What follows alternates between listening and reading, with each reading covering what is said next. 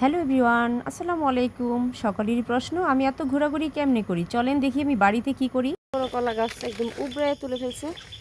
কিছুদিন আগে কলা গাছটা ঠিকা দিয়েছিলাম, তো পড়ে গেছে। হ্যাঁ, পড়ে গেছে। এই কলা গাছ মাশাআল্লাহ অনেক বড় একটা কলার সরি।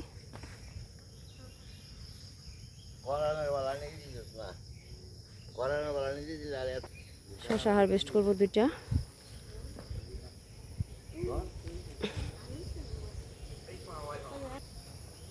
শসাগুলো পেরে নিচ্ছি।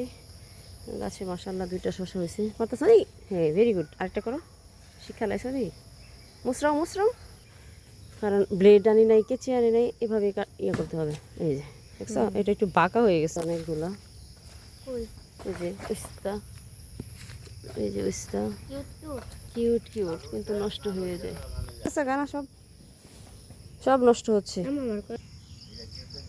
আজকে তুফানে সব ধ্বংসযোগ্য হয়েছে। সকালে ঘুম থেকে উঠে অনেকগুলো কাঁঠাল বাসায় নিছি। মানে এর মধ্যে এই যে দেখেন কাঁঠাল কীভাবে পড়ে আছে গাছ থেকে।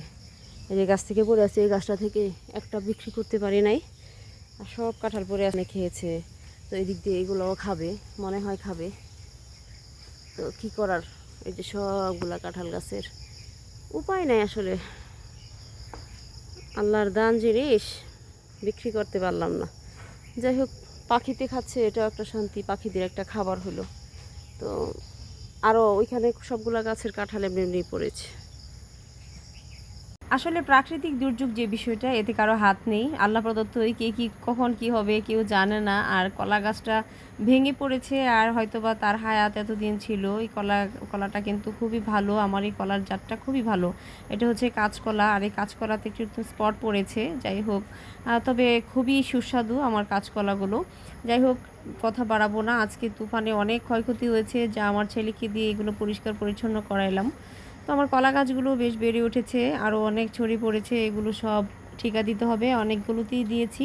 আর এখানে থেকে কিন্তু আমার বাঁশবাগানের পাশে সুন্দর একটা জাম্বুরা গাছ, মাশাআল্লাহ আলহামদুলিল্লাহ অনেক অনেক বেশি জাম্বুরা ধরে। কিন্তু এবার জাম্বুরার পরিমাণ অনেক কম, আর অন্যান্য ছেলেমেয়েরা এসে দূর দূরান্ত থেকে আমার জাম্বুরা সব খেয়ে ফেলে। আর এবারের কথা আমি বলতে পারবো না কি হয়। সামনেই কিন্তু আড়িয়াল খাঁ নদী, আমার বাগানের পাশে, ঘরের পাশে বাগান এবং বাগানের পাশে আড়িয়াল খাঁ নদী।